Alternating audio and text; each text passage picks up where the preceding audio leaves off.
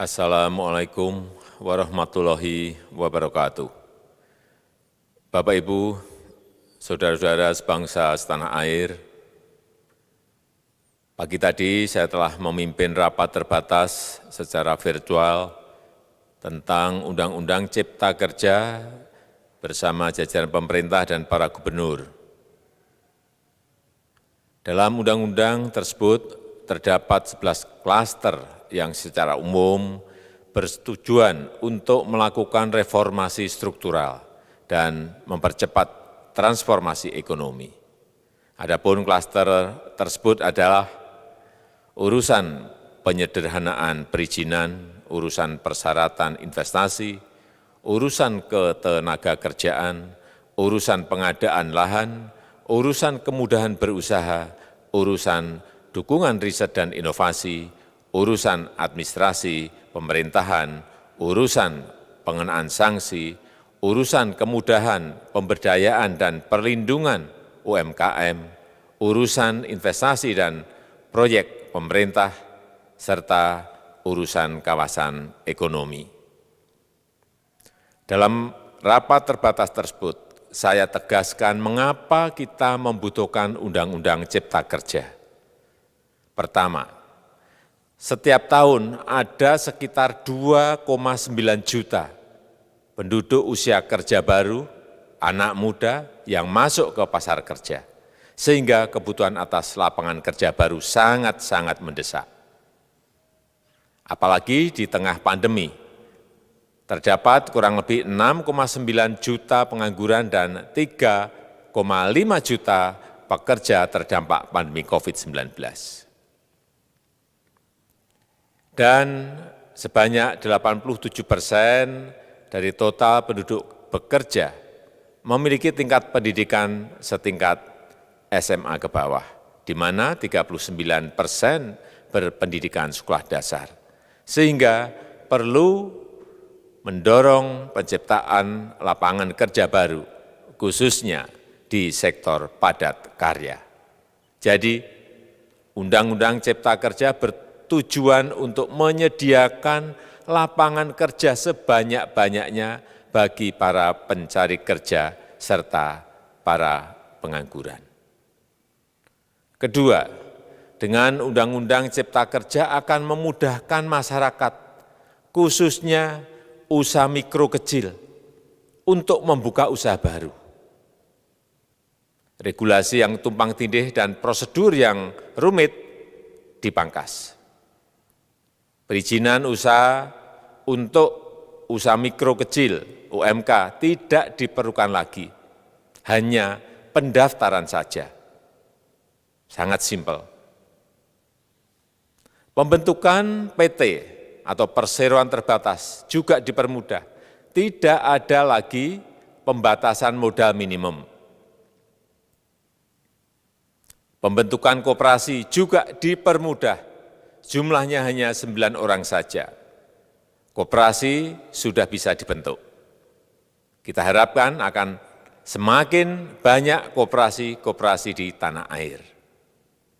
UMK, usaha mikro kecil yang bergerak di sektor makanan dan minuman, sertifikasi halalnya dibiayai pemerintah, artinya gratis. Izin kapal nelayan penangkap ikan misalnya, hanya ke unit kerja Kementerian KKP saja. Kalau sebelumnya harus mengajukan ke Kementerian KKP, Kementerian Perhubungan, dan instansi-instansi yang lain. Sekarang ini cukup dari unit di Kementerian KKP saja. Ketiga, Undang-Undang Cipta Kerja ini akan mendukung upaya pencegahan dan pemberantasan korupsi. Ini jelas karena dengan menyederhanakan, dengan memotong, dengan mengintegrasikan ke dalam sistem perizinan secara elektronik, maka pungutan liar, pungli dapat dihilangkan. Namun, saya melihat adanya unjuk rasa penolakan Undang-Undang Cipta Kerja yang pada dasarnya dilatar belakangi oleh disinformasi mengenai substansi dari undang-undang ini dan hoax di media sosial. Saya ambil contoh, ada informasi yang menyebut tentang penghapusan UMP, upah minimum provinsi, UMK, upah minimum kota kabupaten, UMSP, upah minimum sektoral provinsi. Hal ini tidak benar, karena faktanya upah minimum regional, UMR, tetap ada. Ada juga yang menyebutkan bahwa upah minimum dihitung per jam. Ini juga tidak benar. Tidak ada perubahan dengan sistem yang sekarang. Upah bisa dihitung berdasarkan waktu dan berdasarkan hasil. Kemudian adanya kabar yang menyebutkan bahwa semua cuti sakit, cuti kawinan, cuti khitanan, cuti baptis, cuti kematian, cuti melahirkan, dihapuskan. Dan tidak ada kompensasinya. Saya tegaskan juga ini tidak benar. Hak cuti tetap ada dan dijamin. Kemudian apakah perusahaan bisa mem-PHK kapanpun secara sepihak? Ini juga tidak benar. Yang benar, perusahaan tidak bisa me-PHK secara sepihak. Kemudian juga pertanyaan mengenai benarkah jaminan sosial dan kesejahteraan lainnya hilang. Yang benar, jaminan sosial tetap ada. Yang juga sering diberitakan tidak benar adalah mengenai dihapusnya AMDAL, analisis mengenai dampak lingkungan. Itu juga tidak benar. AMDAL tetap ada. Bagi industri besar harus studi AMDAL yang ketat. Tetapi bagi UMKM lebih ditekankan pada pendampingan dan pengawasan. Ada juga berita mengenai Undang-Undang Cipta Kerja ini mendorong komersialisasi pendidikan. Ini juga tidak benar. Karena yang diatur hanyalah pendidikan formal di kawasan ekonomi khusus, di KEK. Sedangkan perizinan pendidikan tidak diatur di dalam Undang-Undang Cipta Kerja ini. Apalagi perizinan untuk pendidikan di pondok pesantren. Itu tidak diatur sama sekali dalam Undang-Undang Cipta Kerja ini. Dan aturannya yang selama ini ada tetap berlaku. Kemudian diberitakan bahwa keberadaan bank tanah. Bank tanah ini diperlukan untuk menjamin kepentingan umum, kepentingan sosial, kepentingan pembangunan nasional, pemerataan ekonomi, dan konsolidasi lahan serta reforma agraria.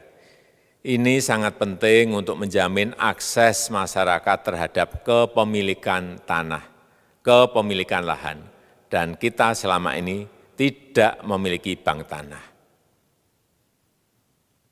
Saya tegaskan juga bahwa Undang-Undang Cipta Kerja ini tidak melakukan resentralisasi kewenangan dari pemerintah daerah ke pemerintah pusat.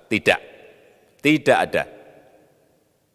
Perizinan berusaha dan pengawasannya tetap dilakukan oleh pemerintah daerah sesuai dengan NSPK, norma, standar, prosedur, dan kriteria yang ditetapkan pemerintah pusat. Ini agar dapat tercipta standar pelayanan yang baik di seluruh daerah. Dan penetapan NSPK ini dapat nanti akan diatur di dalam PP atau peraturan pemerintah. Selain itu, kewenangan perizinan untuk non-perizinan berusaha tetap ada di Pemda, sehingga tidak ada perubahan. Bahkan kita melakukan penyederhanaan, melakukan standarisasi jenis dan prosedur berusaha di daerah. Dan perizinan berusaha di daerah diberikan batas waktu. Ini yang penting di sini. Jadi ada service level of agreement. Permohonan perizinan dianggap disetujui bila batas waktu telah terlewati. Saya perlu tegaskan pula bahwa Undang-Undang Cipta Kerja ini memerlukan banyak sekali peraturan pemerintah atau PP dan peraturan presiden atau Perpres. Jadi setelah ini akan muncul PP dan Perpres yang akan kita selesaikan paling lambat 3 bulan setelah diundangkan. Kita pemerintah membuka dan mengundang masukan-masukan dari masyarakat dan masih terbuka usulan-usulan dan masukan dari daerah-daerah. Pemerintah berkeyakinan melalui Undang-Undang Cipta Kerja ini jutaan pekerja dapat memperbaiki kehidupannya dan juga penghidupan bagi keluarga mereka. Dan kalau masih ada, jika masih ada ketidakpuasan terhadap Undang-Undang Cipta Kerja ini, silahkan mengajukan uji materi atau judicial review melalui MK, Mahkamah Konstitusi. Sistem ketatanegaraan kita memang mengatakan seperti itu. Jadi, kalau masih ada yang tidak puas dan menolak, silahkan diajukan uji materi ke MK. Saya rasa itu yang bisa saya sampaikan pada kesempatan yang baik ini. Terima kasih. Wassalamualaikum warahmatullahi wabarakatuh.